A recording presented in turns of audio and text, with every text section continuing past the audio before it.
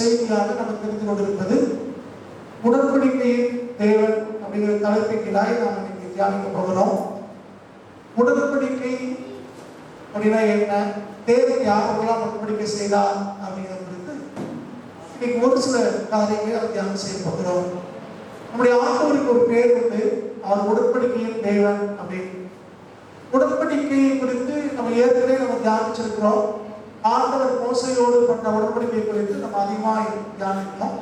இன்னைக்கு ஒரு சில காரியங்களை நம்ம மற்றொரு உடன்படிக்கையிலிருந்து நான் உங்களுக்கு ஞாபகப்படுத்த விரும்புகிறேன்.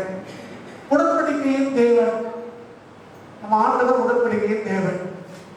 உடன்படிக்கை அப்படிங்கும் போது அந்த ரெண்டு நபர்கள் இருக்கிறார்கள், ரெண்டு பேர் சேர்ந்து ஒரு தீர்மானத்துக்குள்ள வர்றது தான் உடன்படிக்கை.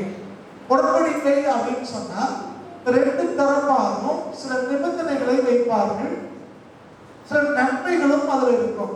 நீங்க இதை செய்தா இது கிடைக்கும் என்று ஒருத்தரோடு ஒருவர் பேசி தீர்மானத்துக்குள்ள வருகிறது தான் உடன்படிக்கை. இந்த உடன்படிக்கை என்பதை ஆங்கிலத்தில் கவர்னன்ட் என்று சொல்லுகிறார்கள். கவர்னன்ட் அப்படின்னு சொல்றாங்க, அக்ரிமெண்ட் அல்ல. அக்ரிமெண்ட் என்பது வேறு, கவர்னன்ட் என்பது வேறு. ரெண்டுக்கும் பெருத்த வித்தியாசம் இருக்கிறது.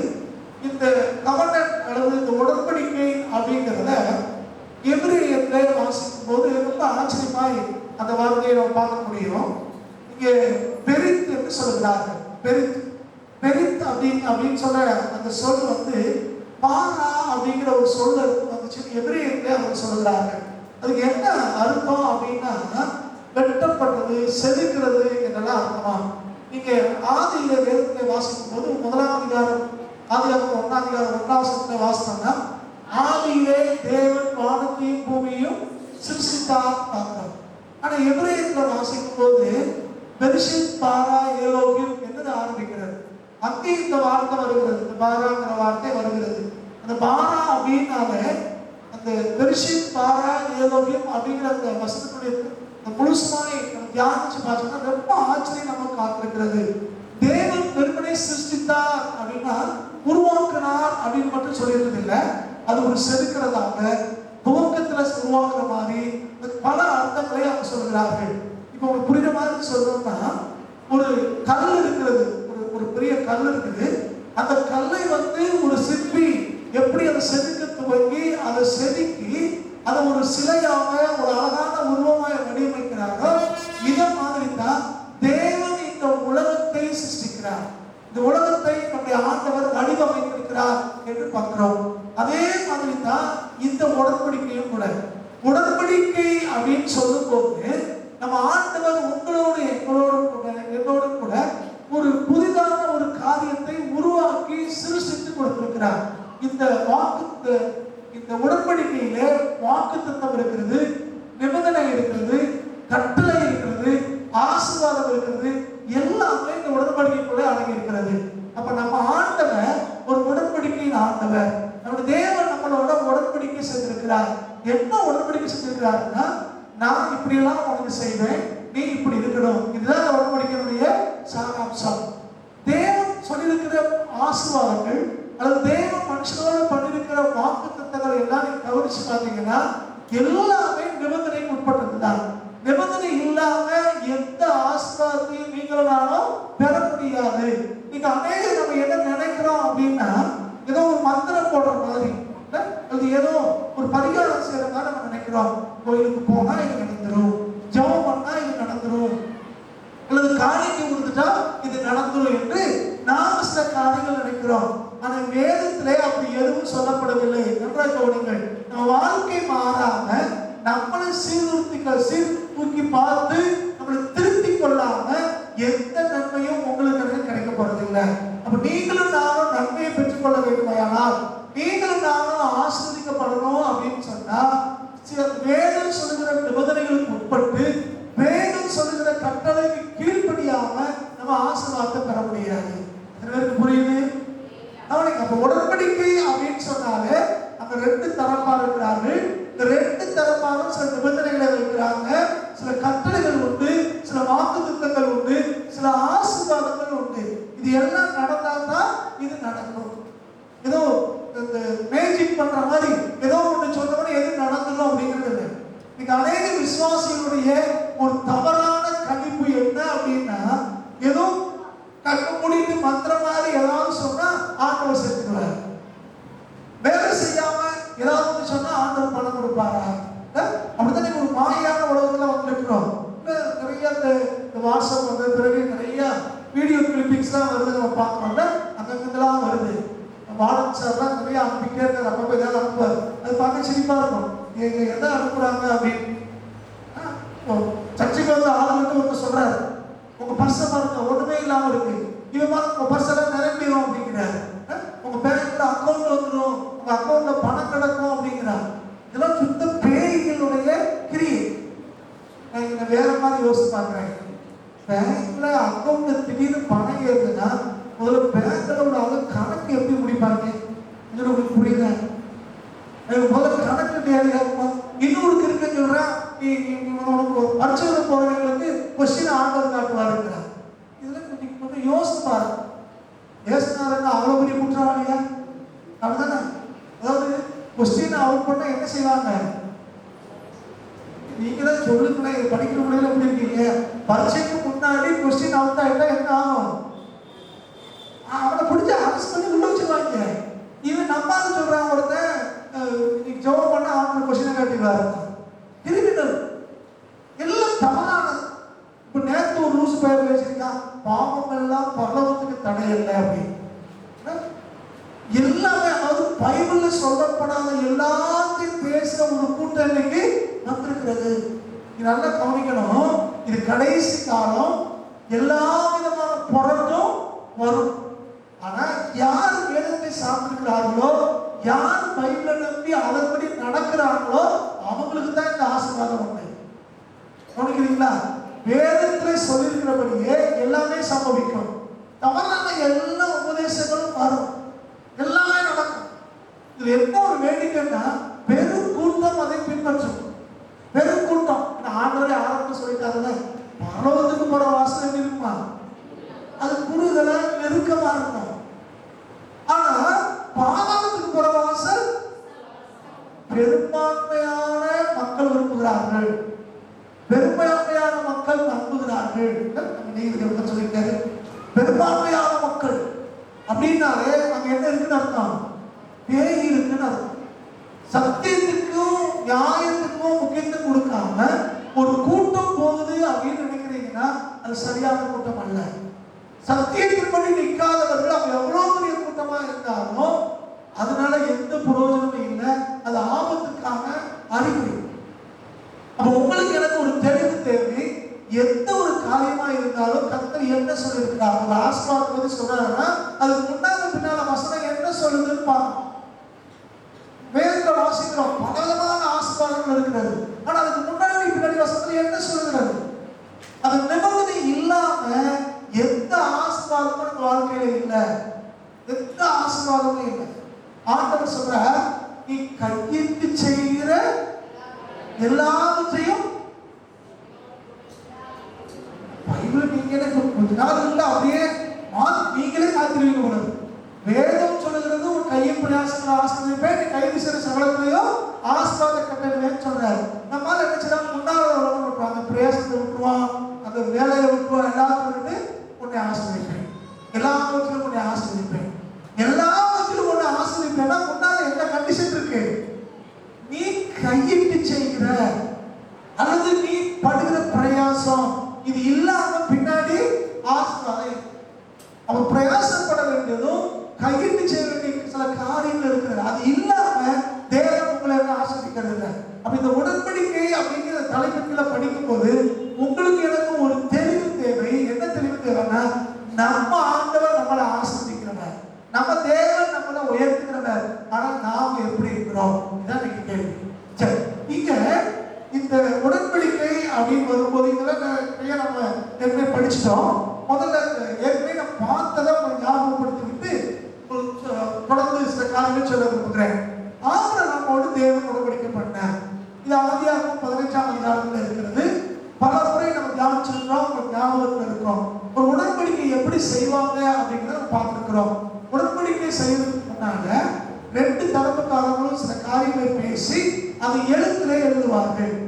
நீ இப்படி செய்யணும், நான் இப்படி செய்யணும், இப்படி செஞ்சா இப்படி செய்யலாம் என்று பேசி அவர் எழுதுகிறார்கள். அப்படி எழுதி முடித்து பின்பு ரெண்டு பேரும் ஒரு தீர்மானத்துக்குள்ள வந்த பின்பு ஒரு மிருகத்தை கொண்டு வந்து, ஒரு ஆட்டையோ மாட்டையோ கொண்டு வந்து அதை ரெண்டாக வெட்டி அந்த ரெண்டையும் ரத்தம் வடிகிற பகுதி உள்ள இருக்கிற மாதிரி வச்சு ரெண்டும் எதிரெதிரில் வச்சு இந்த ரெண்டு பேரும் கைகளை கோர்த்து கொண்டு அந்த வெட்டப்பட்ட அந்த மிருகத்தின் வழியாக நடந்து போவார்களாம். அப்படி ரத்தத்தின் வழியாக நடந்து போயிட்டாங்க அப்படின்னா அதை உறுதிப்படுத்துச்சுன்னு அர்த்தம். நம்ம ஊர்ல கிராமத்துல வந்தவங்களுக்கு தெரியும், மாடு விற்கிறாங்க வாங்குறாங்க அப்படின்னா அவங்க என்ன செய்வாங்க அப்படின்னா ஒரு சின்ன ஒரு குச்சி ஒடிப்பாங்க, துருப்புப்பாங்க. ஒரு குச்சி ஒடிச்சு அந்த வாங்குறதுக்கு அதை கொடுப்பாங்க. அதை கொடுத்து இதான் அச்சாரம் அப்படின்னா காசு பணம் கொடுக்கறது இல்லை. எதை கொடுக்குறாங்க? ஒரு துரும்பை கொடுத்து இதை அச்சாரம்னு சொல்லுவாங்க. அந்த துரும்பை அவர் வாங்கிட்டாருன்னா அவர் ஏற்றுக்கொண்டாருன்னு அர்த்தம். அந்த மாட்டை அவர் சொன்ன வரைக்கும் அவருக்கு கொடுத்தாக வேண்டும். சின்ன சின்ன காரியங்கள். இதே மாதிரி தான் பலவிதமான உடன்படிக்கையில் இருக்கிறது. இது செய்யணும் அப்படி செய்யணும் என்று வைத்திருக்கிறோம். சரி, இங்கே இவங்க எதுக்கு ஒரு மாட்டை வெட்டி வைக்கிறாங்க அப்படின்னா, இந்த உடன்படிக்கையை யாராவது மீறிட்டாங்கன்னா, ரெண்டுல ஒருத்தர் மீறிட்டாங்கன்னா இந்த மாடு வெட்டப்பட்டது மாதிரி இவங்களும் வெட்டப்படுவாங்களாம். உடன்படிக்கையில் உள்ள அந்த பயங்கரமான பகுதியை யோசிச்சு பாருங்க. மீறுகிறவனுக்கு என்ன நடக்கும்? இதே மாதிரி மரணம் சம்பவிக்கும். இதுதான் அந்த உடன்படிக்கையினுடைய மையமாக வைத்திருந்தார்கள். ஆனா இந்த ஆபிரகாமோடு தேவன் வித்தியாசமா செய்தார், அதெல்லாம் பின்னாடி தியானிக்கலாம். இப்படி ஒரு உடன்படிக்கையை அவங்க செஞ்சாங்க. ஆனா வேதத்திலே நம்ம பார்க்கும்போது இந்த ஆபிரகாமோடு செய்த உடன்படிக்கை மட்டும் இல்லை, பலவிதமான உடன்படிக்கைகளை வேதத்திலே நம்ம வாசிக்கிறோம். முதலாவதாக ஆதாமோடு தேவன் உடன்படிக்கை பண்ணார். எடுத்தவரை வாசிங்க. ஆதியாகமம் 3:15 வசனம்.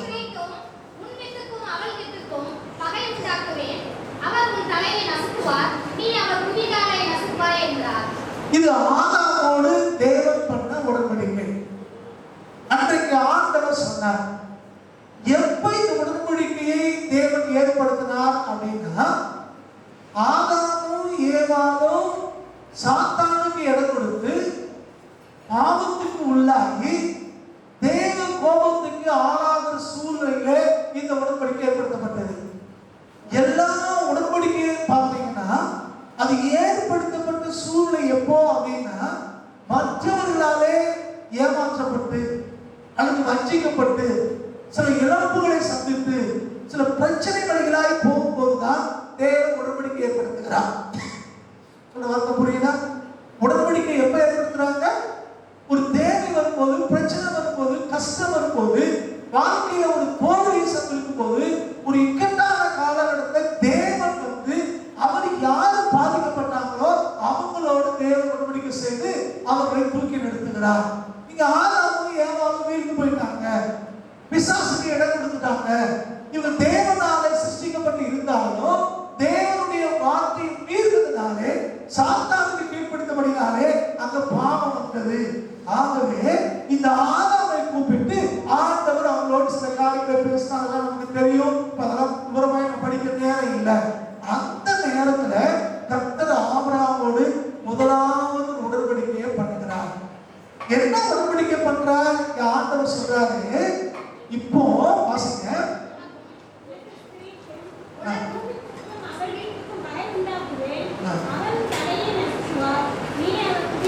நல்லா கவனிக்கணும். ரெண்டு பேரை பத்தி ஆண்டவர் பேசுறார். முன்பித்துக்கும் அவள் வித்துக்கும் ரெண்டு பேரை பத்தி பேசுறார்.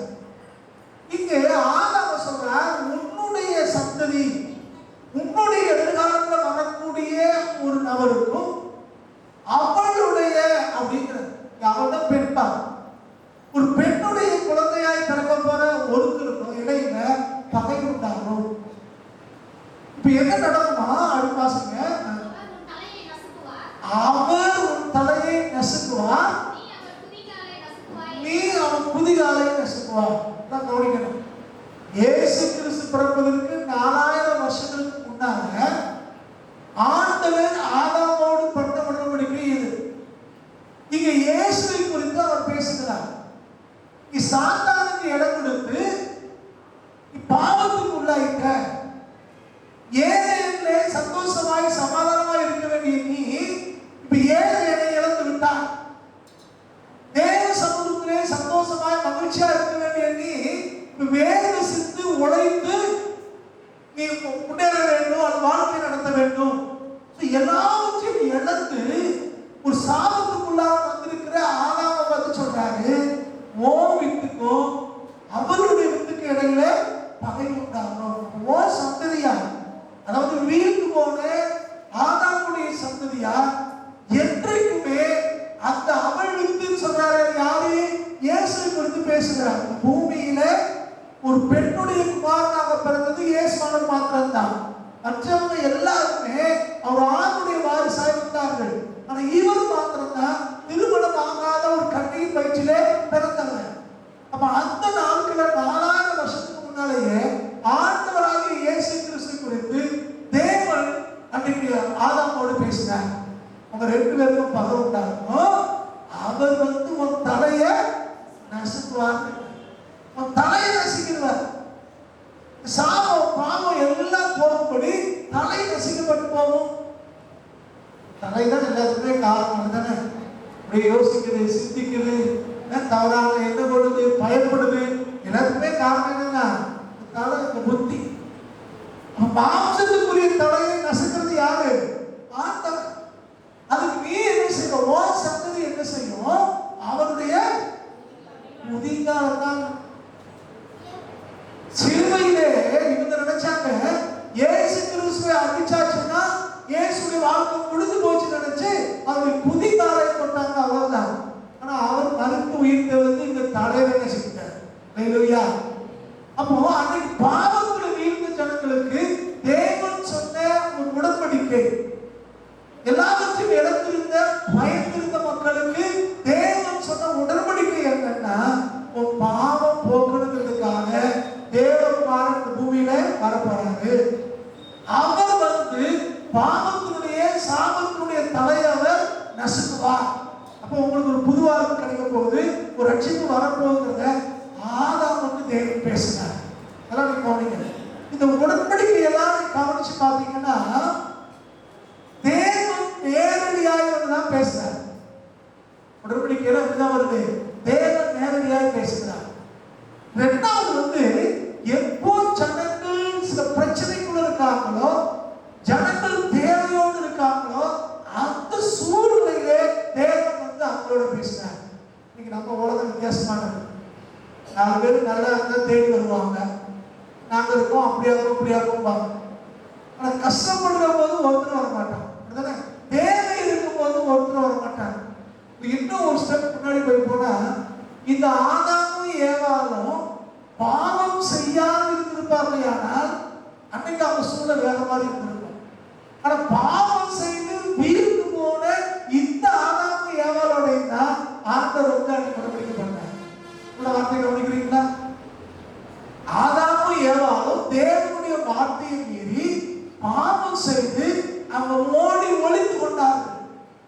அந்த நேரத்துல பிதாவாகிய தேவன் அவர் தேடி வந்து அவங்களோட பேசி அவங்களோட உடன்படிக்கை பண்றா, உன் சந்ததி இப்படிதான் இருக்க போகுது, பாவத்தின் சந்ததி.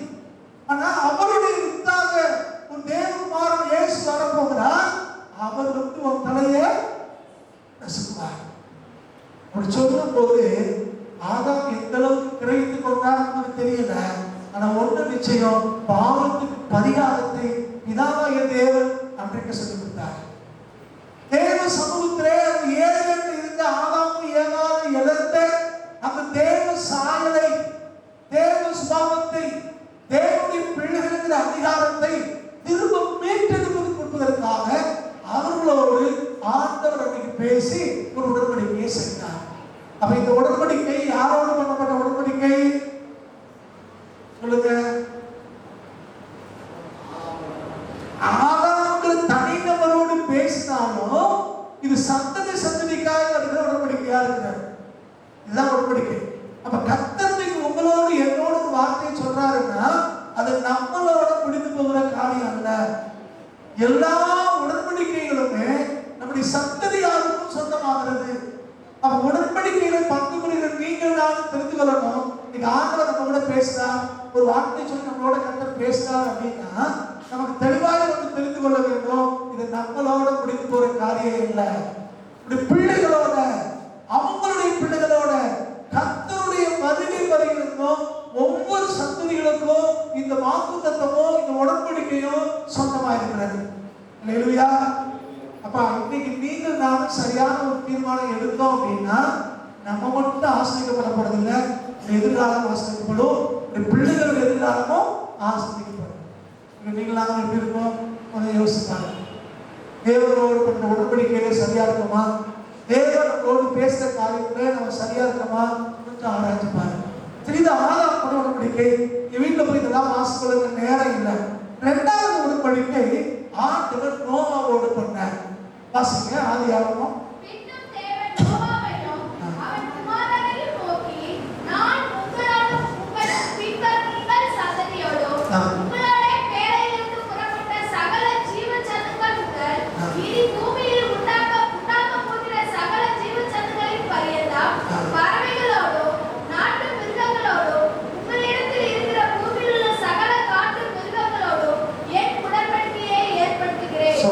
உடன்படிக்கை யாரோட ஆண்டவர் ஏற்படுத்துறாரா? சொல்றது நோவா. நோவா எதுக்கு கேட்கிறாரு? ஆண்டவர் நோவாட்ட பேசுறாரு. ஆதாமுடைய உடன்படிக்கை பார்க்கும்போது ஆதாமுடைய சந்ததியாக நம்மளெல்லாம் சேர்த்துக் கொள்கிறோம். இங்க ஆண்டவரையும் சொல்றாரு, நான் உடன்படிக்கை பண்ண போறேன். இந்த உடன்படிக்கை நோவாங்கிற உன் கூட மாத்திரம் இல்லையா, உன் கூட பேரையில் இருக்கிற உன் குடும்பத்தாரோட, அவங்களுடைய பிள்ளைகளோட, மிருகங்களோட, காட்டு மிருகம், நாட்டு மிருகம் எல்லாத்தோடையும். ஆண்டவர் சொல்லும்போது அந்த பேழைக்குள்ள இருக்கிற எல்லாத்தையுமே சொல்றாரு. அந்த பேழைக்குள்ள யாரெல்லாம் இருந்தாங்களோ அவங்களோடலாம் தேவ உடன்படிக்கை செய்து அதனுடைய சந்ததியாரோடும் அப்படிங்கிற. அப்ப அன்றைக்கு ஆதாமுக்கு முதல் உடன்படிக்கை பண்ண கர்த்தர் இப்ப இரண்டாவது உடன்படிக்கையை நோவாவோட பண்றார். ஆதாம் ஏவாள் ரெண்டு பேரும் பாவம் செய்து சாத்தானுக்கு இடம் கொடுத்து ஆசீர்வாதத்தை இழந்த போது, தேவ பிரசன்னத்தை இழந்த போது கர்த்தர் அவங்களோட உடன்படிக்கை பண்ணார். நல்லா கவனிங்க. யாராவது குறிப்பிடுகிறீங்களா? சரி, நல்லா கவனிங்க. ஆதாமோடும் ஏவாளோடும் எப்போ உடன்படிக்கை பண்ணாருன்னா, அவர்கள் பாவம் செய்து தேவனுடைய வார்த்தையை மீறி அவர்கள் ஏதேன் தோட்டத்தை இழந்து விட்டார்கள். தேவ பிரசன்னத்தை இழந்தாங்க. அவங்களோடு தேவன் உடன்படிக்கப்பட்டார். இங்க நோவாவோடு எப்போ உடன்படிக்கப்பட்டாருன்னா, முழு உலகம் பாவம் செய்தது. இது தேவ பிரசன்னத்தை மட்டும் இழக்கல. நல்லா கவனிக்கணும். இந்த பூமியை இழக்க போகிறது. அவர்கள் ஏதேன் தோட்டத்தை மட்டும்தான் இழந்தாங்க, ஆதாம் ஏவாளும். ஆனா நோவாவுடைய சந்ததியார் முழு பூமியும் இழக்க போறாங்க. முழு பூமியும் இப்ப தண்ணீர்னாலே சுத்திகரிக்கப்பட போகிறது. முழு உலகம் அழிய போகுது. அந்த நேரத்துல கர்த்தர் அவங்களோட பேசினார். முதல் உடன்படிக்கையிலே ஏதேன் தோட்டத்தோடு திறந்தப்பட்டாங்க. இந்த இரண்டாவது உடன்படிக்கையில பூமியை விட்டே அவர் திறந்தப்பட்டிருக்கிறார். பூமியிலேயே மனுஷ சஞ்சாரமே இல்லை, மிருக சஞ்சாரம் இல்லை, எல்லாம் அழிக்கப்பட போகிறது. மனுஷன் செய்கிற பாவம் மனுஷனை மட்டும் பாதிக்கிறது இல்லை, மிருகங்களை பாதிக்கிறது, எல்லா ஜீவராசிகளையும் பாதிக்கிறது, இயற்கையை பாதிக்கிறது. இது எல்லாத்துக்கும் காரணம் யாரு? மனுஷன். காடுகளுக்கு போய் பாருங்க, பல மிருகங்கள் இருக்கிறது. அதுக்கெல்லாம் ஒரு வழியா போகும். யானை வழியா போகும், புலி வழியா போகும், சிங்கம் வழியா போகும். ஆனா அது போன வழி சும்மா கொஞ்சம் இந்த புல்லுகள் நடக்கி இருக்குமே ஒழிய அந்த ரோடு எல்லாம் இருக்காது, அது பாதையா இருக்காது. நான் சொல்றதை. ஆனா மனுஷன் மட்டும் ஒரு தெருவுலையோ ஒரு காட்டுலையோ ஒரு 4 முறை நடந்து திரும்பி வந்துட்டாங்கன்னா இருக்கிற புல்லுகளை செத்து போகும். கவனிச்சிருக்கீங்களா?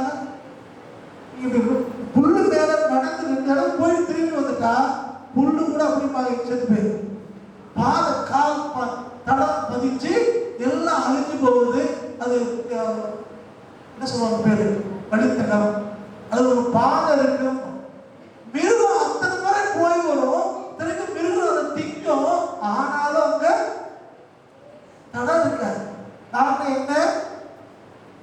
சாதாரண மிருகம்.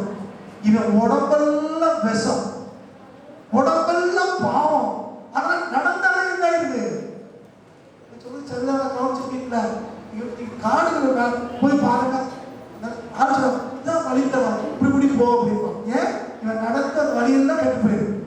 அப்ப மனுஷன் பாவம் நிறைந்த மனுஷன் போற வழி எல்லாமே எப்படிதான் இருக்குது? பாவம் தான். அப்ப இந்த மனுஷனுடைய பாவம் பூமியில பெருகின போது மனுஷனுக்கு மட்டும் பாவம் சாபம் வரல, முழு லோகத்துக்கு வந்தது, பூமிக்கு வந்தது. தேவன் பூமியை சுத்திகரிக்க போகிறார். இப்ப அவங்க உடன்படிக்கை பண்றார். நோவாவோடு என்ன உடன்படிக்கை பண்றார்? இனி வர்ற காலத்துல இந்த உலகம் அழிக்கப்படும் போது தண்ணீரால இனி அழிக்கப்படாதுன்னு சொல்லி அதுக்கு அடையாளமாக நோவாவுடைய காலத்துல கர்த்தர் வானவில்லை வச்சாரா. வானவில்லை பல கடவுளை வானவில்லை பார்க்கும் போதெல்லாம் உங்களுக்கு எனக்கு ஒண்ணு தெரியும், இந்த பூமி தண்ணீராலே அழிக்கப்படாது. அப்போ இந்த பூமி அழிக்கப்படுவது வேதம் நமக்கு தெரிகிறது. அப்ப எப்படி அழிக்கப்படும்? அதான் வேதம் சொல்றது, அக்னினாலே அழிக்கப்படும். அக்னி தான் ஒரு நாள சோதிக்கணும். அவன் அவனுடைய கிரியைகளை அக்னி சோதிக்கணும்னு போடுறது. அவங்களுடைய வேலைகளை அக்னி சோதிக்கும். பெட்ரோல் கட்டியிருந்தோம்னா அதையும் அக்னி சோதிக்கும். மணலால கல்லால கட்டியிருந்தா அதையும் சோதிக்கும். தங்கத்தால வெள்ளியால கட்டியிருந்தா அதையும் அக்னி சோதிக்கும். பொதுவாக அக்னின்னு சொல்லும்போது நீங்க வேதத்துல பாத்தீங்கன்னா இந்த அக்னி கடல், அக்னி இதெல்லாம் நீங்க பாத்தீங்கன்னா சோதிக்கிறதா சொல்லும். அதனாலதான் தயவு செய்து அக்னி அபிஷேகம் யாரும் சொல்லாது. புரியுதா? தேவன் நம்மளை அக்னியால அபிஷேகித்து நம்மளை பயன்படுத்துகிற ஆண்டவர் அல்ல. அக்னியினாலே ஒருத்தர் ஞானசானம் கொடுக்க போறார், அவருக்கு பின்னாடி வர்றாருன்னு யோகா சொல்றது எதை சொன்னாருன்னா நியாயத்துக்கு பத்தி பேசுகிறார். அன்னைக்கு அக்னிக்குள்ள முடித்தா கடக்க வேண்டியதா இருக்கிறது. கைவிடப்பட்டவர்கள் அல்லது தேவஸ்தத்தை மீறினவர்கள், பாவத்துக்கு ஜீவித்தவங்க, இயேசுவினாலே கழுவப்படாதவர்களுக்கெல்லாம் அந்த அக்னி ஒரு நாளிலே அவங்களை சோதிக்கும். அக்னிக்குள்ள மீட்கப்படுவாங்க. எப்படி தண்ணீர்களை ஞானசானம் எடுக்கும் போது நீங்களான தண்ணீருக்குள்ளே மூழ்கணுமோ அதே போல ஒரு நாள் அக்னியில மூழ்க வேண்டியதா இருக்கு. சரியான வேதத்தை புரிந்து கொள்ள வேண்டும். சரி, அப்ப இங்க வாசிக்கிறோம், இரண்டாவது உடன்படிக்கை நோவாவோடு பண்ணார். நோவாவோடு மாத்திரம் பண்ணவில்லை, சகல ஜீவராசியோடு சேர்ந்து ஆதரவு பண்ணார். அப்ப ஜீவராசியோடு சேர்த்து பண்ணும்போது கர்த்தர் சொல்றார், வானவெல்ல காணும் போது ஒரு தெளிவு உண்டாகணும். தேவன் தண்ணீராலே பூமியை அழிக்கப்படுவதில்லை. அப்ப சுனாமினால அழிஞ்சிச்சு அப்படின்னா அது பாவத்தின் விடுதினாலே நடந்தாலும் அது உலகத்தின் முடிவுக்கு அடையாளம் அல்ல. தேவன் சொன்னா கடைசி காலத்துக்கு அடையாளத்துக்கு ஒன்னா இருக்கலாங்கிற ஒழிய அப்படி தேவன் பூமி அழிக்க போறது இல்லை. தண்ணீரினாலே பூமி இனி ஒரு விசை அழிக்கப்படாது, முற்றிலும் அழிக்கப்படாது என்பதை தெரிந்து கொள்ள வேண்டும். இது அன்னைக்கு நோவாவோடு பண்ண உடன்படிக்கை. இந்த நோவா காலத்திலையும் அவருக்கு தேவை இருந்தது, பயம் இருந்துச்சு. இப்ப அவங்க தண்ணீர் மேலே படல பேரவையா சுத்திட்டு இருக்காங்க. அவங்களுக்கு தேவன் உடன்படிக்கை பண்றார், இனி பயப்படாங்க. நல்லா கவனிங்க, சில பேருக்கு தீய கண்ட பயமா இருக்கும். ஏன்னா அடுப்புல ஏதாவது தெரியாம கைப்பட்டு இருக்கும். அடுப்புடு போகும்போது நம்ம இணைஞ்சோம், கையை பார்த்துக்கணும், கையை பார்த்துக்கணும். பார்த்துட்டீங்களா? சில பேர் சைக்கிள் இருந்து ஒரு நாள் விழுந்திருப்பாங்க, திரும்ப சைக்கிள் ஏறவே மாட்டாங்க. நான் என்ன பயம், ஒரு நாள் சைக்கிள் விழுந்திருப்பாங்க, ஐயோ நான் ஏற மாட்டேன், கீழே போட்டுருவாங்க அப்படின்னு சொல்லுவாங்க. பார்த்துருக்கீங்களா? அதை பார்த்தாலே பயம் வருது. இந்த மாதிரி இப்ப நோவாவுக்கும் இந்த மிருக ஜீவனத்தெல்லாம் தண்ணினாலே பயம். எதுக்கு பயம்? இவங்க கண்ணுக்கு எதுக்கு பாக்குறாங்க? முழு பூமியும் அழிஞ்சிச்சு. எல்லாரும் கதறாங்க, அழுதாங்க. அந்த கப்பல் கதவெல்லாம் கட்டுனாங்க. ஆண்டவர் அடிச்சு போயிட்டாரு, கண்ணால பார்த்தாங்க. இப்ப தண்ணி நிறைய வந்தாலே என்ன வரும்? ஐயோ அப்படி அழிவுங்கிறமோ பயப்படுவாங்க. கர்த்தர் அவங்களோட பேசுறார், தண்ணீர்னால நான் உன்னைய அழிக்க மாட்டேன். அப்ப இந்த உடன்படிக்கை தேவன் பண்ண நோக்கம் என்னன்னா, அவன் பயத்திலிருந்து மீட்டெடுப்பதற்காகவும் அவனுக்கு ஒரு நம்பிக்கை கொடுப்பதற்காகவும் நோவாவோடு தேவன் உடன்படிக்கை பண்ணார். மூணாவது உடன்படிக்கை நம்ம எல்லாருக்கும் தெரியும், இது ஆபிரகாமோடு பண்ண உடன்படிக்கை. இது ஆதியாகமம் 15ஆம் அதிகாரத்திலே இருக்கிறது. இந்த ஆதியாகமம் 15ஆம் அதிகாரத்தை வாசிக்கும் போது கர்த்தர் அங்கே மிக தெளிவா ஆபிரகாமோடு பேசினார். நம்ம எல்லாரும் தெரிந்த ஒரு வேத பகுதி தான்.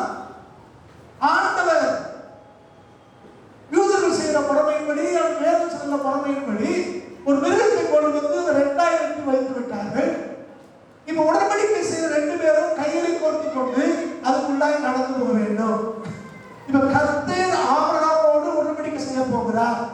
என்ன உடன்படிக்கை அப்படின்னா, உன்னுடைய ஜனங்கள் அந்நிய தேசத்துல போய் 400 வருஷ காலம் அடிமையா இருப்பாங்க. எந்த சூழ்நிலை சொல்றார்? நிம்ரோதுடைய பாவத்தினாலே அந்த பாபேல் உருவாகிறது. பாபேல்ல ஜனங்கள் நமக்கு பேருண்டாக பண்ணுவோம்னு சொன்னதுனால அந்த பாசைகள் தாறுமாறு ஆயிடுச்சு.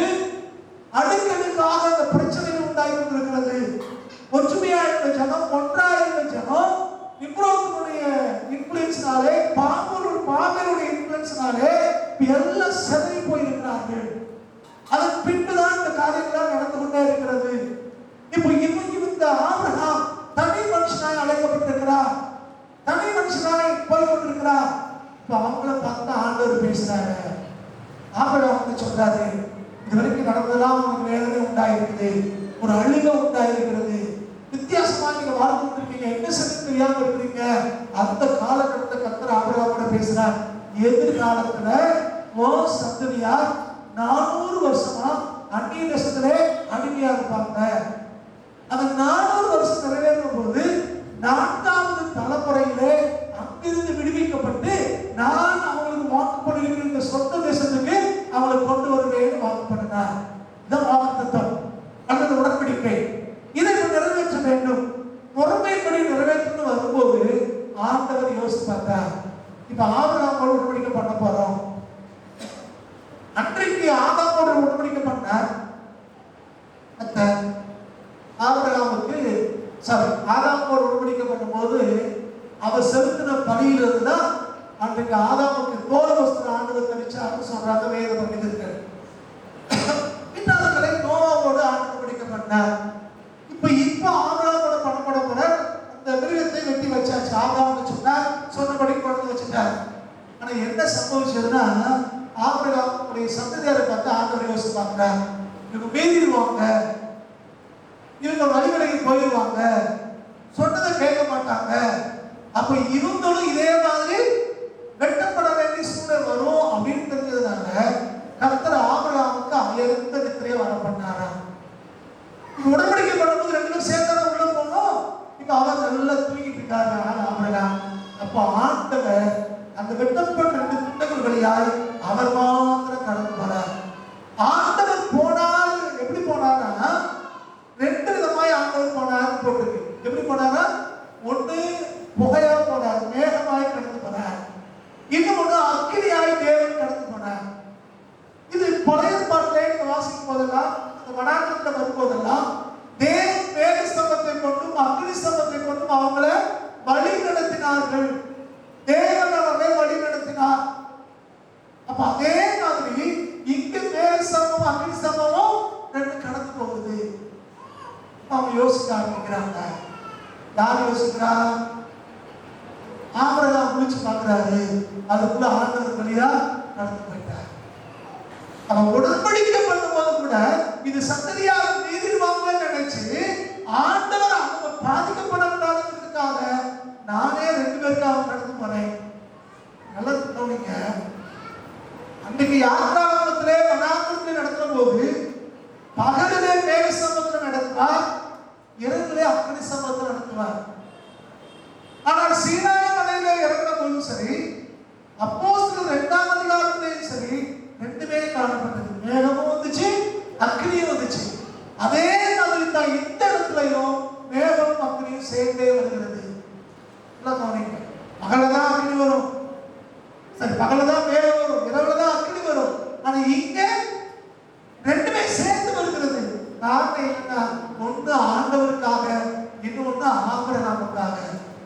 ஆபிரகாமை பிரதிநிதிப்படுத்துவதற்காக ஒன்றும், தேவனை பிரதிநிதிப்படுத்த ஒன்றுமா, 2மே சேர்த்து ஒரே நேரத்தில் நடந்து வருகிறது. நம்ம பட வேண்டிய பாடம் கூட அன்றைக்கு ஆண்டவர் தீர்மானிச்சிட்டாரு, இவங்க மீறுவாங்க. ஆனா அந்த அடியை யார் எடுத்துக்கொள்ளணும்? நாம ஏற்றுக்கொள்ள வேண்டும். சிலுவையை நாம சுமந்து தீர்மானிச்சுன்னா கர்த்தர் அப்புறமாக கடந்து போனார். ஆபிரகாமுடைய உடன்படிக்கையை அமைச்சரும் போது நீங்கள் நானும் பட வேண்டிய வேதனையை, நீங்கள் நானும் பட வேண்டிய கண்ணீரையும் கவலையும் ஆண்டவர் சுமந்து தீர்க்கிறார் என்கிறதா இதனுடைய அடையாளம். ஆதாமோடு உடன்படிக்கப்படினார், நோவாவோடு உடன்படிக்கப்படினார், இங்க ஆபிரகாமோடு கர்த்தர் உடன்படிக்கப்படுகிறார். இது மூன்றாவது உடன்படிக்கை. இதுக்கு நிறைய நம்ம ஆபிரகாம் உடன்படிக்கை படிச்சிருக்கோம். அவை அடுத்ததுக்காக படிச்சுக்கிறேன்.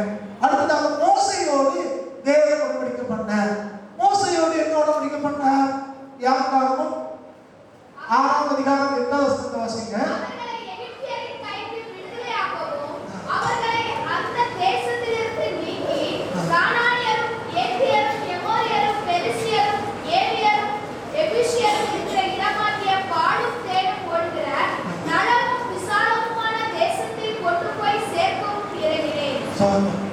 இது நீங்க 3ஆம் அதிகாரத்துல இருக்குது, வீட்டில் போய் வாசிக்கும் போது 6ஆம் வசனத்துல 15 வரைக்கும் இருக்குது. 3ஆம் அதிகாரத்துல நேரம் இல்லை. தேவன் மோசையோடு உடன்படிக்கப்பட்டார். மோசையோடு என்ன உடன்படிக்கப்பட்டார்? நீங்க எகிப்திலே அடிமையா இருக்கீங்க. நீங்க எல்லாம் கவனிக்கணும். ஒவ்வொரு உடன்படிக்கைக்கும் ஒரு தொடர்பு இருக்கிறது. இங்க ஆண்டவர் சொல்றார், நீ மோசை நீங்க இருக்கிற இங்க அடிமைத்தனத்திலே ஜனங்கள் இருக்கிறார்கள். நீ அன்றைக்கு ஆபிரகாமுக்கு சொன்னபடி நீ 4வது தலைமுறை, நீ 4வது தலைமுறையா இருக்கிறால் நீ இந்த ஜனங்களை விடுதலை ஆக்க வேண்டும். உன் தலைமுறை தான் விடுதலை ஆக்க போறாங்க. அப்ப இந்த 4வது தலைமுறை லேவியிலிருந்து 4வது தலைமுறையா இருக்கிற இந்த மோசை காலத்துல விடுதலை உண்டாக போகிறது. இந்த கர்த்தர் தெளிவாக சொல்கிறார், நீ விடுதலை ஆக்க போற. அந்த விடுதலை எங்க கொண்டு போற? பாலும் தேனும் ஓடுகிற கானான் தேசத்துக்கு. ஆனா அந்த தேசத்துல யார் இருக்காங்களா? கானானியர், ஏத்தியர், மோரியர், எபூசியர் எல்லாம் இருக்காங்க. நல்லா கவனிங்க. தேவன் ஒரு வாக்குத்தத்தம் பண்ணி அதை உடன்படிக்கை பண்ணி ஒரு அடிமைத்தனத்திலிருந்து மீட்டெடுத்து நமக்கு வாக்குப்படுற தேசத்துக்கு கொண்டு வந்தா கூட அங்க யார் இருக்கிறா? புறஜாதிகள், புறட்டாட்டம் உள்ளவங்க இருக்காங்க. அப்ப தேவன் தெரிந்து கொள்ளப்பட்ட ஸ்தலம், தேவனுடைய சபை, தேவனுடைய ஆலயம், தேவனுடைய ஐக்கியம் சொன்னாலும் அங்கே இந்த குரூப் கண்டிப்பா இருக்குதான் செய்யும். கத்தர் வார்த்தை புரியுது. பரலோகத்துலதான் சாத்தான் கிடையாது, பரலோகத்துலதான் பிசாசு பல்லம கிடையாது, பரலோகத்துலதான் பிசாசு வர முடியாது. மற்ற எல்லா இடத்துல யார் இருப்பாங்க? நீ பாசை பேசிட்டு இருந்தாலும் 10 பேர் அந்நிய பாஷை பேசுறாங்க, அதுல 11வது பேய் உள்ள பேசிட்டு இருக்கோம். கவனிக்கிறீங்களா? நல்ல ஆவிக்குரிய குடும்பம்னு சொல்றோம், எல்லாம் நல்ல கத்தருக்குள்ள இருப்பாங்கன்னு சொல்லுவோம். அங்கேயும் பிசாசு உள்ள உட்கார்ந்து தேவ பிரசன்னத்திலே, தேவனுடைய சன்னிதானத்திலே எல்லாம் இருக்காங்க. உலகமெல்லாம் சுத்திட்டு பேய் நடுவில் நினைச்சிருப்பாங்க. சாத்தா வரும். இப்ப பிசாசுக்கு இடம் கொடுத்தா அவன் எந்த இடத்துக்கு வருவான்? இரண்டாவது தேவன் வாக்கு பண்ணும்போது, மோசேக்கு வாக்கு பண்ணும்போது ஏற்கனவே ஆபிரகாமுக்கு வாக்கு பண்ணியிருந்த அந்த கானான் தேசத்தை கொண்டு போக போறாரு. ஆனா அந்த கானான் தேசத்திலே புறஜாதியா இருக்கிறார்கள். அவங்க இருக்கிற அந்த தேசத்துல தான் கர்த்தர் உன்னை கொண்டு போவேன். நீங்களும் நானும் ஒரு நேர்மையான வாழ்க்கையை வாழ வேண்டும்னால், ஒரு உயர்வான சந்தோஷமான வாழ்க்கையை வாழணும்னா நீங்களும் நாங்கள் சில சுத்திகரிப்பு வேலையை செய்து ஆக வேண்டும். சில காரியங்களை சரிப்படுத்தி ஆக வேண்டும். சரிப்படுத்தாம எதுவும் நடக்க போறதே இல்லை. மேல் பருவத்துல எலியா பலி செலுத்த போகிறார். ஏற்கனவே பாகாலுடைய தீர்க்கதரிசிகள் பலி செலுத்தினாங்க. காலையிலிருந்து மாலை வரைக்கும் அவங்க வாட்டுக்கு கூக்குரல் போட்டாங்க, சத்தம் போட்டாங்க, ஒண்ணுமே நடக்கல. இப்ப எலியாவோட முறை வரும்போது எலியா செய்த முதல் வேலை என்னன்னா, பலிபீடத்தை சுற்றிலும் தண்ணியை ஊத்துனாங்க. தண்ணியை போய் ஊத்துனாங்க பலிபீடத்தை. ஏன் அப்படின்னா, முன்னாடி இன்னும் என்ன பண்ணிருக்காங்க? தீர்ப்புப்படுத்தி விட்டாங்க. அப்படின்னு தண்ணியை ஊற்றி சுத்திகரிச்சுட்டு அதுக்கு பிறகு அவர் ஜெபத்தையே ஆரம்பிக்கிறார். இன்னைக்கு நம்ம வாழ்க்கையிலையும் அறிந்தோ அறியாமலோ பல நேரங்களில் தீர்ப்புப்படுகிறோம். தீர்ப்புப்படுத்தினா என்னது? நம்ம ஊர்ல சொல்லுவாங்க, இந்த சாலைக்காரன் இந்த சாலைக்காரன் அந்த தீட்டு அதெல்லாம் மனிதர்கள் வேறுபட்டு உருவாக்கி கொண்டு வைத்துக் கொண்டது. அவங்க பொழப்புக்காக மற்றவங்களை அடிமைப்படுத்திதான் வைத்துக் கொண்டது. இங்கே சொல்கிறது தேவனுக்கு பிரியமில்லாத காரியங்களை செய்யுங்கள். விக்கிரக வழிபாடு, தேவனுக்கு பிரியமில்லாத செய்யுங்கள் எல்லாமே என்னதான் தீட்டு அப்படிங்கிற. பல நேரத்துல நம்ம பேசியே தீட்டுப்படுத்தும். அடுத்தவங்களோட பேசினாலே என்ன வருது? தீட்டு. சில நேரங்களில் கொஞ்சம் பேர் கூட உட்கார்ந்து இருந்தாலே என்ன வந்துடும்? அவங்க பேச்சு, செய்கை, நடத்தை, சிந்தனை எல்லாமே கிரிமினல். நேற்று ஐயாவே சொன்னேன், எந்த கோசம் பாசமாக 10 பேர் 10 நிமிஷம் பேசுறதை நம்ம தீட்டு கொடுப்போம் அப்படின்னு. அந்த அளவுக்கு யாருக்காங்க பெந்த கோசம் பாசமாரு கிரிமினலா இருக்காங்க நிறைய பேர். உதாரணத்துக்கு அடுத்தவங்க சொன்ன சண்டைக்கு வந்துருவாங்க, அதனால பெந்த கோசம் பாசமாக சொல்றாங்க. உலகம் கிறிஸ்துவனால யாருக்கு மறுத்தோடுது? கிரிமினல் போல இருக்காங்க. ஒரு கூட்டம் பார்த்தாலே பயமா இருக்கு, ஆவியில பயமா இருக்கு. அந்த அளவுக்கு இன்னைக்கு கடைசி காலமா இருக்கிறதுனால பிசாசுக்கு இடம் கொடுத்து ஜனங்கள் ஜீவிக்கிறார்கள். நீங்களும் நானும் இதுல கவனமா இருக்க வேண்டும். இந்த கவனமா இருக்கு. உங்களை சுத்திகரிக்காம இந்த பாவங்களால, சிந்தனைகளால, இந்த தத்திரங்கள் இல்லாம உங்களை சுத்திகரிக்கப்படாம நீங்கள் நானும் ஆசீர்வாதம் பெற முடியாது. தேவனுடைய வாக்குத்தத்தத்தை சுதந்திரிக்க வேண்டுமானால் நீங்களும் நானும் சிந்தனையில் இருந்து ஒவ்வொரு காரியத்தையும் சுத்திகரிக்கப்பட வேண்டும். கர்த்தர் இங்கே மோசேயோடு பேசினார். நீதான் கூட்டு போக போறேன்னு சொல்லிட்டாரு, உடன்படிக்கை பண்ணியாச்சு. ஆனா என்ன சம்பவித்தது? இவரால் அங்க போய் சேர முடியும். ஏன் ஜனங்கள் கூக்குள் போடுறாங்க, முறுமுறுக்கிறாங்க. பெருங்கூட்ட ஜனம். எனக்கு தெரிந்து மிகப்பெரிய ஒரு குடும்பத்துக்கு தலைவராக இருந்த ஆளுனா மோசேதான். லட்சக்கணக்கான வேலை மனாந்தரத்தை வழிபடுத்திட்டு வர்றார். மிகப்பெரிய கூட்டம் தான், மிகப்பெரிய சபையம் தான். இங்க நம்ம 10 பேரை வச்சுட்டு நம்மளால நினைக்க முடியல. இது ஒண்ணு சொல்லுது, அது ஒண்ணு சொல்லுது, அது ஒண்ணு சொல்லுது, இதையே நம்மளால நடத்த முடியல. மோசே யோசித்து பாருங்க, லட்சக்கணக்கான பேரை கொண்டு வந்தார். பல பிரச்சனை, முறுமுறுப்பு, மனாந்தரத்தை போய்விடாங்க. திடீர்னு வந்து வர்றான். நாம எகிப்துல சாப்பிட்ட கொப்பட்டிக்காய், வெள்ளரிக்காய், கொப்பட்டிக்காய், வெங்காயம் எதையும் சொல்றான். நாங்க அதை நினைக்கிறோம், எங்களுக்கு அப்படி சாப்பாடு வேணும்ங்கிறான். திடீர்னு கறி வேணுங்கிறான், தண்ணி வேணும்னா எனக்கு தெரிஞ்சு சொல்றான். உண்மையிலேயே எனக்கு தெரிஞ்சதை விட மோசைய மாதிரி ஒரு அப்புறான மனுஷன் உலகத்துல யாரும். அதனால ஆண்டவரை சாந்தப்படக்கூட நம்ம வீட்டால என்ன செஞ்சிருப்பான்? போங்கடா, நீங்கடா, உங்களாது எங்கி செத்து போறீங்க, எங்களுக்கு என்ன அப்படின்னு இருப்போம். அவர் ஆண்டவர் வந்து அழிக்க போறேங்கிறாரு. ஆண்டவர் சொல்றாரு, வேண்டாம் ஐயா மன்னிச்சுக்கோ. யோசிப்பாரு, ஆண்டவர்கிட்ட வந்து மோசம் பேசி குன்றாதீங்க ஆண்டவரே காரணமே மாறு.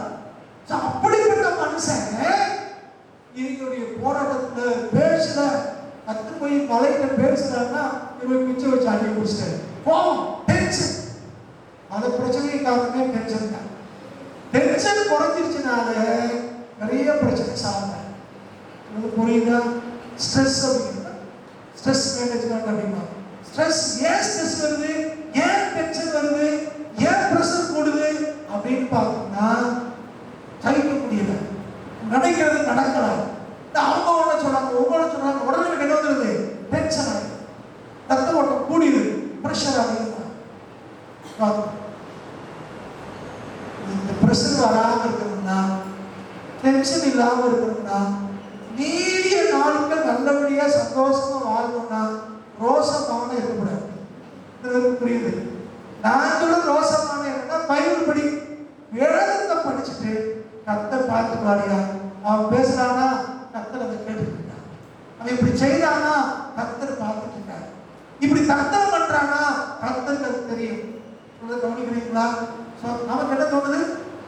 நீ இப்படியா தந்திரம் பண்ற, நான் யாருக்கு காட்டுறேன். உடனே நம்ம என்ன செய்வோம்? இன்னொரு ஸ்டெப் அடுத்தபடி எடுக்கிறோம். இதனால சிக்கல் அதிகமாகிட்டு போகுதே ஒழிய பிரச்சனைகள் சாதாரண. பிரச்சனை சாதாரண ஒரே வழி என்னன்னா, யாரு என்னவெல்லாம் பண்ணுங்க, கட்டத்தை கொடுக்குறது. என்ன நடந்துச்சு பாருங்க. இவங்க டென்ஷன் பண்ணிட்டாங்க. நம்மால மோசம் இவ்வளவு சாந்தமான பேர் வாங்கினாரு போய் மலையில பேசினாங்கன்னா இதுவே அதிகரிச்சிட்டாரு. கர்த்தர் என்ன சொல்லிருக்காரு? நான் வந்து மலைக்கு மேல இருப்பேன், நான் தான் கண்மலை, நான் அடிக்க ஆரம்பிச்சிட்டாங்க. சிலுவை அடிச்சுட்டு கொண்டுதான் உடனே வேதம் சொல்கிறது, எப்பா நீ போய் சேர மாட்டேன், உனக்கு நல்லபடியாக நானே உன்னை அடக்கம் பண்ணிடுறேன் அப்படின்னு. வாக்குத்தத்தம் பண்ணப்பட்டவர், உடன்படிக்கை பெற்ற மனுஷன் கானானுக்கு போய் சேர்றானா காரணம் யாரு சொல்லுங்க? சபையார். சபையாருடைய கூப்பிடு யாரும் போகல, மோசையே போறோம். அதெல்லாம் சொல்றது சபையிலுக்கு அனுப்பும் சரியா இருக்காது. தேவையில்லாத பிரச்சனை அதெல்லாம் தூக்கி எடுத்து போட்டு வேதத்தை படிக்க ஆரம்பிச்சு கர்த்தர் இருக்கிறார், அவர் நமக்கு உதவி செய்வாங்க நம்பிக்கையோட கடந்து போனோம்னா பிரஷர் ஏறவே ஏறாது. இல்லையா? எத்தனை பேருக்கு புரியுது? பிரஷர் இருக்கிறவங்க கொஞ்சம் கையை வைக்க கேட்டு பார்ப்போம். கையை வைக்க என்ன இருக்கு? இன்னைக்கு ஊர் உலகத்துல இல்லாத வியாதி இல்லை, சுகரும் பிரஷரும் இல்லாதவங்க ரொம்ப ரொம்ப கம்மி. உனக்கு கூட பிரஷர் இருக்கா? அப்படியா? வக்கீலுக்கு பிரஷர் இருக்கதான் முதல் முறையில கேள்விப்படுறேன். சொல்றேன். சரி, உங்களுக்கு பிரஷர் இருந்ததுன்னா ரொம்ப ஆச்சரியம்.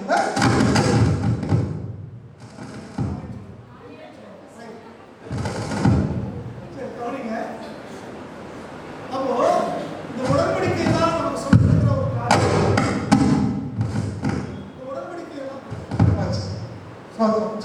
அப்ப இந்த உடன்படிக்கையில நம்ம இதுவரைக்கும் பார்த்த உடன்படிக்கை எல்லாம் தேவை உள்ளவங்களோட தேவை வச்சிருக்காங்க. அப்படி உங்களுக்கு எனக்கு ஒரு தேவை இருக்கா? தேவன் கண்டிப்பா நம்மளோட பேசுவார், வாக்குத்தத்தங்களை கொடுப்பார், உடன்படிக்கை பண்ணுவார். அது மூலமாய் நல்ல காரியத்தை நம்ம கூட கவர் செய்வார். அடுத்த உடன்படிக்கை புதிய உடன்படிக்கை, சரி தாவீது உடன்படிக்கை, 5வது உடன்படிக்கை.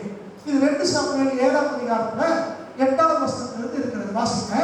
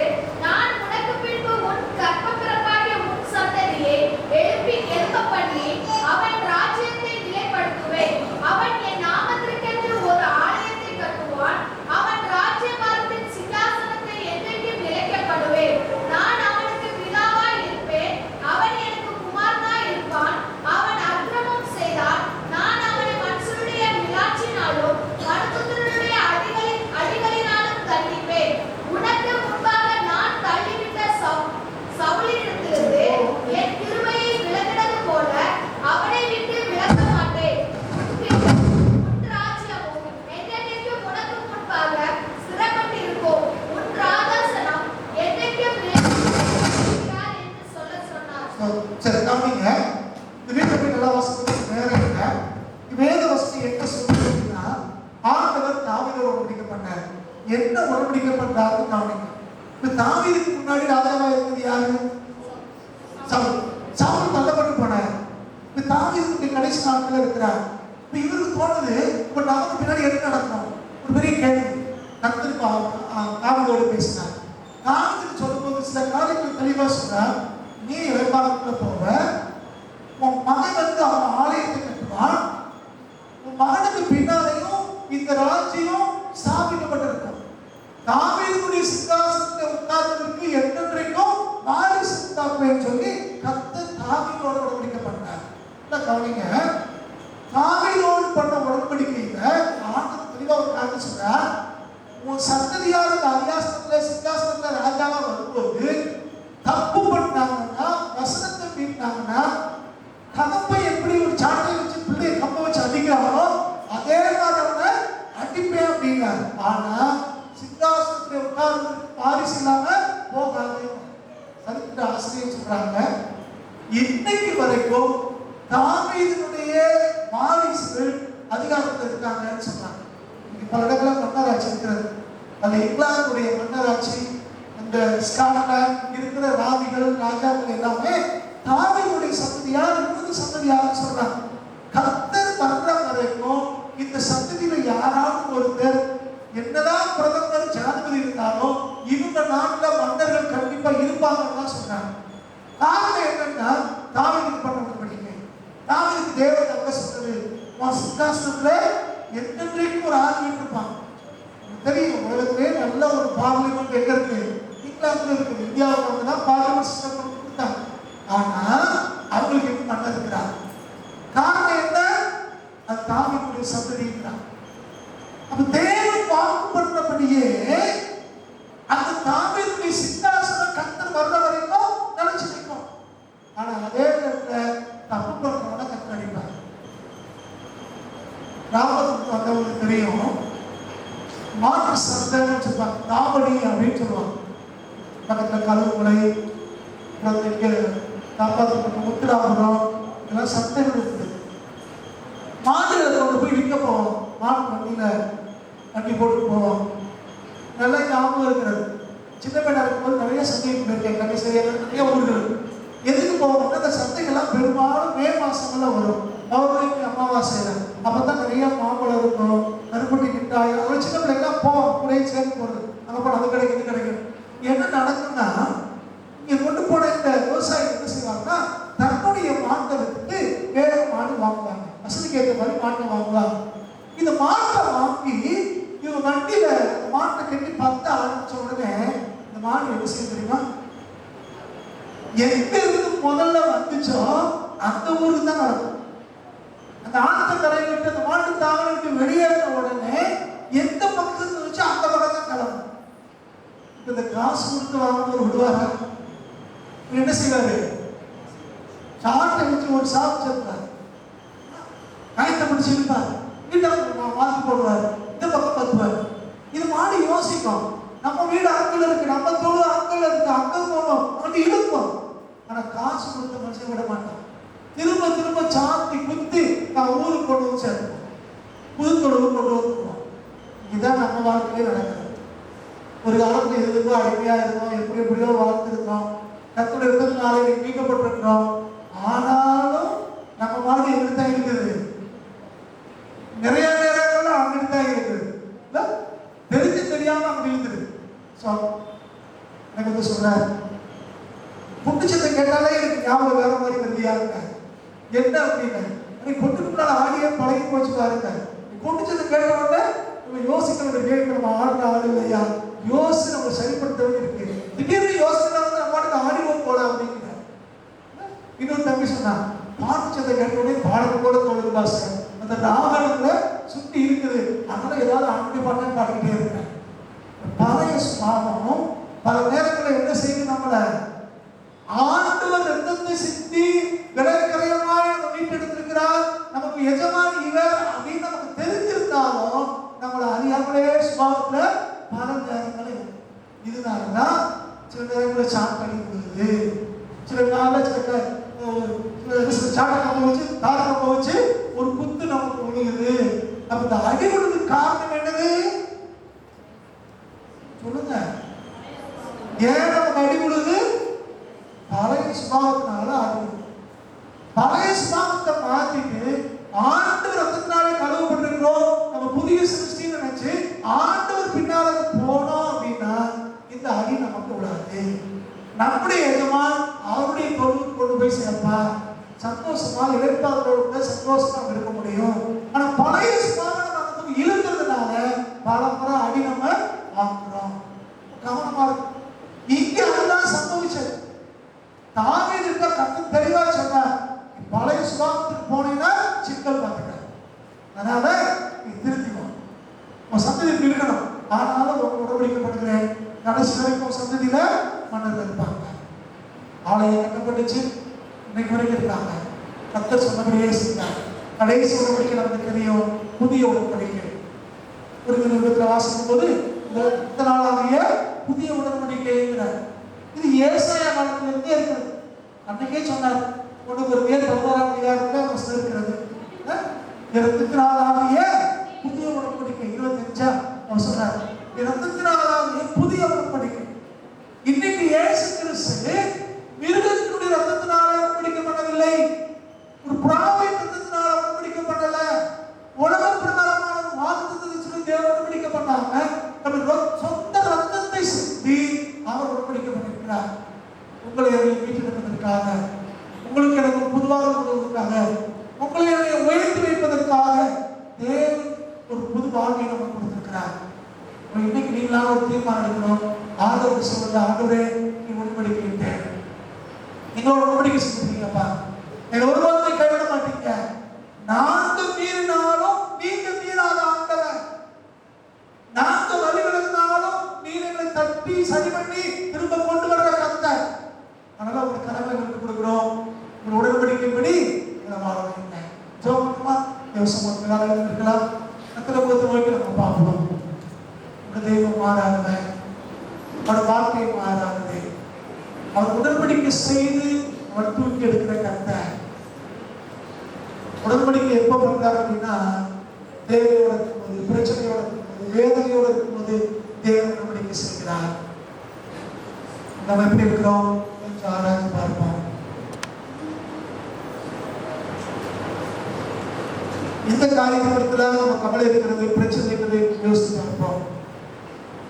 தேவன் உடன்படிக்கை ஆண்டவர், உடன்படிக்கை செய்து அவர்களை வாழ்விக்கிற கர்த்தர், உடன்படிக்கை செய்து அவர்களை நடத்துகிறவர். கொடுப்போமா?